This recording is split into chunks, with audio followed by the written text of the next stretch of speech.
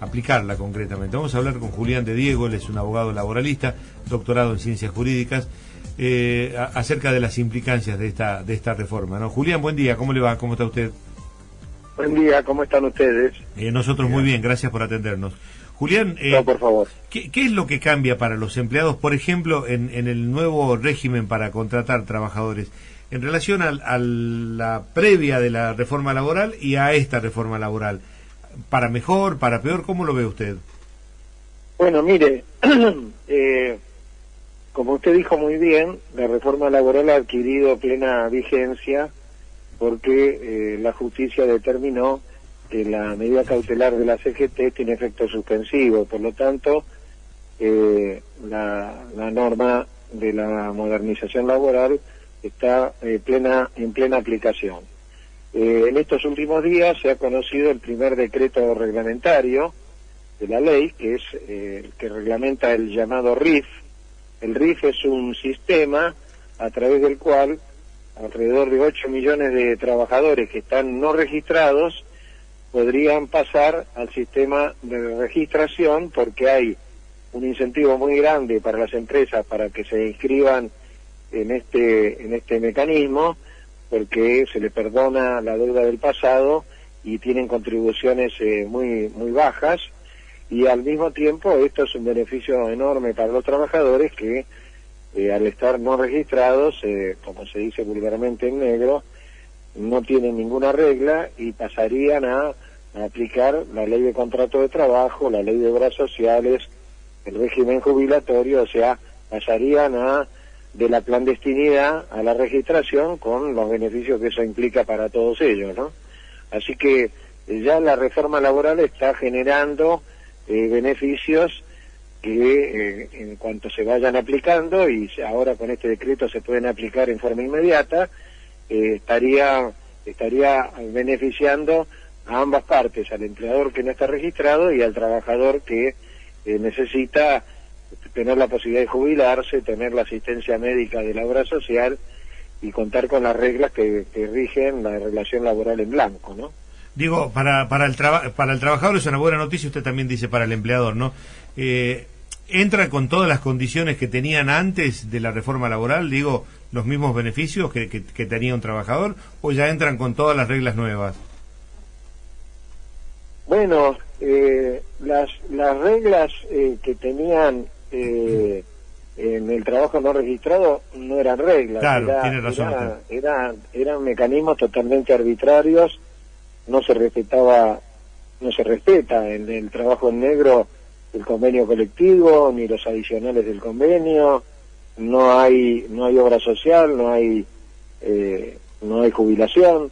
Entonces pasar de la clandestinidad al trabajo registrado implica una cantidad enorme de beneficios que, teniendo en cuenta las características del nuevo sistema, que, le reitero, condona el pasado y establece reglas de gran incentivación para la registración en el futuro, suponemos que una parte importante de estos 8 millones de trabajadores que están hoy fuera de toda normativa, pasen a ser registrados, y eso es un beneficio que va a alcanzar a ambas partes, tanto a los empleadores que se registran por los beneficios que tienen, como al trabajador que va a gozar de todas las prestaciones que hasta ahora eran negadas por estar no registrado, ¿no? Uh-huh. El FAL, o Fondo de Asistencia Laboral, es un sistema a través del cual las empresas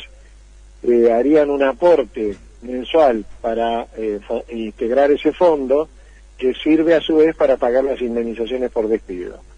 Entonces, el sistema tiene doble beneficio. En primer lugar, a las empresas los libera del pago de las indemnizaciones, porque al integrar el fondo no tienen que hacer frente al pago de esas indemnizaciones, sino que es el FAL el que lo haría. Uh-huh. Al trabajador le generan un beneficio absolutamente extraordinario, porque fíjese usted, en las empresas grandes, sí, o mediano grandes, la mayoría de los casos de las indemnizaciones por despido se pagan al 100%, o sea, se pagan de acuerdo a lo que dice la ley de contrato de trabajo.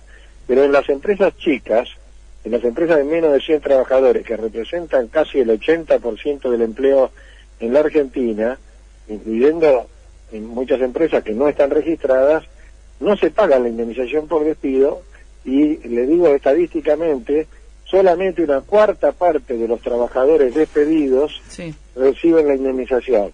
3/4 partes por distintas razones, porque la empresa es muy chica, porque no tiene espaldas, porque le llegó una sentencia imposible de pagar, porque se le terminó el alquiler.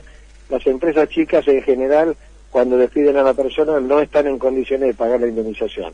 Con el FAL, todas estas empresas, en la medida que se incorporen al sistema, le asegurarían al trabajador en cualquier vicisitud, inclusive si la empresa cierra, si la empresa está en concurso, si la empresa quiebra, le asegurarían el cobro de la indemnización.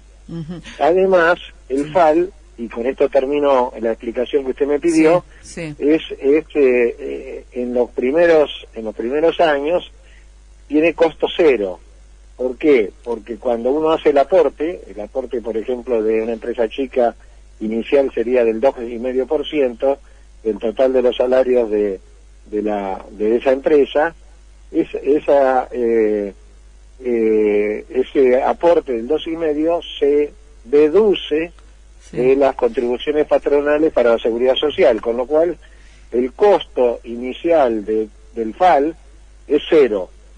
Y por lo tanto la empresa podría ir armando este fondo para el pago de las indemnizaciones sin que tenga ningún costo inicial, y el trabajador tendría asegurado el cobro de la indemnización. Básicamente la indemnización por despido sigue siendo la misma, y le digo cuáles son los cambios. Es decir, el cálculo se hace igual que siempre, como lo dice la ley de contrato de trabajo, tomando en cuenta la mejor remuneración mensual, normal y habitual devengada en los últimos 12 meses o en el menor tiempo trabajado por el trabajador, por un tope de 3 veces el promedio de las remuneraciones del convenio colectivo aplicable. Todo eso no cambió en nada. Ahora, ¿en dónde hay dos cambios importantes? El primer cambio es que, como la misma indemnización lo dice, es la mejor remuneración mensual, y por lo tanto las prestaciones que no son mensuales no están alcanzadas por la base de cálculo, y por lo tanto se deben excluir. Es el caso del aguinaldo, que se devenga semestralmente, es el caso de las vacaciones, que se devengan anualmente, y es el caso de los bonos, que se pagan a veces por trimestre, otra vez por semestre, otra vez por año, que no son de pago mensual. ¿Horas extras? ¿Horas extras? No, las horas extras, en la medida que sean normales y habituales, se sigue calculando igual que siempre. Los premios, los incentivos, los adicionales de convenio, todo lo demás se calcula como siempre. Lo que está excluido son solamente las prestaciones que no son de naturaleza mensual. También están excluidos, como los fueron siempre, los beneficios sociales, por ejemplo, las asignaciones familiares, están excluidos los viáticos con rendición de cuentas, las prestaciones que tienen que ver con los derechos accionarios, pero todo eso sigue la orientación tradicional, ¿no? En cambio, en donde hay cambios en eso. Y después hay otro cambio muy importante, que es para los que ganan mucho dinero, siempre el tope les afecta la indemnización, y entonces se aplica el fallo Bisotti, es un fallo de la Corte Suprema que dice que en ningún caso el cálculo de la indemnización puede ser inferior al 67%, o sea, los 2/3 de la mejor remuneración mensual normal y habitual del trabajador, que eso es para el caso de personas que ganan mucho dinero y que el tope que se les aplica, que es el tope convencional, les rebaja mucho la indemnización. En esos casos se aplica el fallo Bisotti, que ahora se incorpora con un párrafo dentro de la indemnización por despido. Parece ser bastante bueno lo que viene en materia laboral. ¿Cómo se entiende entonces una postura de la CGT que directamente fue a la justicia a ponerle freno a la reforma laboral? Mire, el planteo de la CGT es un planteo más bien dogmático. Si uno revisa el caso la CGT contra el Estado Nacional, que es el que procuró suspender la ley de modernización laboral, es un planteo verdaderamente muy frágil. No solamente es genérico y abstracto, sino que además incluye artículos en esa impugnación que son beneficios para el trabajador. Por ejemplo, impugna el artículo vinculado con el salario dinámico, que es un adicional al convenio colectivo de actividad que se actualiza por el IPC, y el salario dinámico es un plus, es una remuneración que se aplica sobre mecanismos vinculados con la productividad. Entonces, la misma CGT sabe de la fragilidad de su planteo y sabe también, y como ya ha aparecido en algunos medios, que la Corte Suprema a un recurso de esas características no le va a dar cabida, porque ha sido no solamente en abstracto y muy frágil, sino que está basado en fundamentaciones que son en sí mismas contradictorias.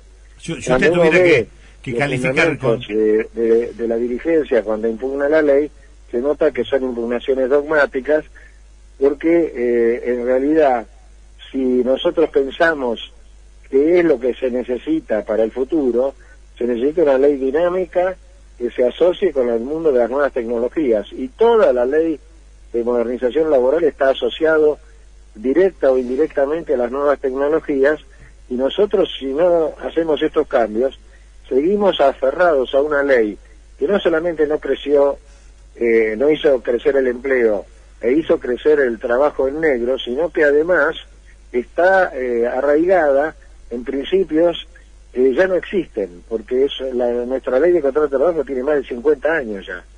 Y ahora todo está atravesado por el mundo de las nuevas tecnologías. Entonces, verdaderamente los planteos sindicales no tienen fundamento, y ellos mismos se están reconociendo, como ya han aparecido comentarios en la prensa, escrita sobre todo, en el sentido de que sus posibilidades, sus perspectivas de éxito son mínimas, y solamente van a poder ser planteados temas específicos en los casos particulares, en donde obviamente porque estamos en un país democrático, es imprescindible que el Poder Ejecutivo vigile la aplicación de las leyes, el Parlamento dicte las normas que tienen que modificar la legislación, como lo ha hecho con la Ley de Modernización Laboral, que se sancionó, se promulgó y se publicó en el Boletín Oficial, y la justicia, en el marco de esa división de poderes, va a tener que analizar en cada caso particular si hay alguna impugnación, si hay inconstitucionalidad, y bueno, entonces ¿qué vamos a hacer con la reforma laboral? La que resulte consolidada vamos a tener que fortalecerla, la que resulte con cuestionamiento vamos a tener que corregirla, y la que sea inconstitucional vamos a tener que dejarla de lado. Los trabajadores hay que reconvertirlos. Sí. Por ejemplo, el Ministerio de Capital Humano ha lanzado una cantidad muy importante de seminarios, cursos de corta duración, que certifican al trabajador en un plazo muy breve. Hay seminarios que duran 3 meses, con el mundo de las nuevas tecnologías, que les dan empleabilidad. Empleabilidad quiere decir que la persona que estaba en una actividad, sí, pero el tema estaba en crisis, sí, se pueda incorporar al sistema con nuevas tecnologías y con eso conseguir empleo. Todo extraordinariamente dinámico, y vamos a recibir durante todos estos meses que vienen una enorme cantidad de normas reglamentarias que pongan en marcha la ley de reforma laboral y la ley de modernización. Le agradecemos, que tenga un buen día.